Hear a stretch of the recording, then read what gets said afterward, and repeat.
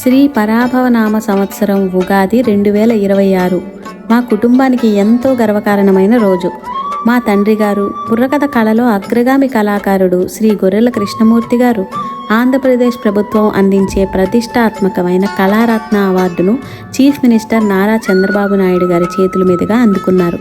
ఈ అవార్డు ఆయన వ్యక్తిగత విజయమే కాదు, దాదాపు 5 దశాబ్దాలుగా ఆయన చేస్తున్న జానపద కళాసేవకు వచ్చిన గొప్ప గౌరవం.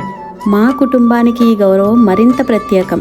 గత సంవత్సరం 2025 ఉగాది మా పెదనాన్నగారు అయిన శ్రీ గొర్రెల రాము గారికి కూడా కళారత్న అవార్డు లభించింది. ఒకే కుటుంబంలో 2 అన్నదమ్ములు ఈ అత్యున్నత గౌరవాన్ని అందుకోవడం నిజంగా అరుదైన విషయం.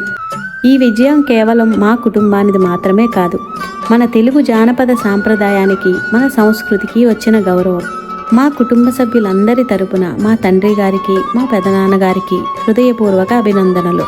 వారి సేవలు ఇంకా ఎన్నో సంవత్సరాలు కొనసాగాలని మనస్ఫూర్తిగా కోరుకుంటున్నాము.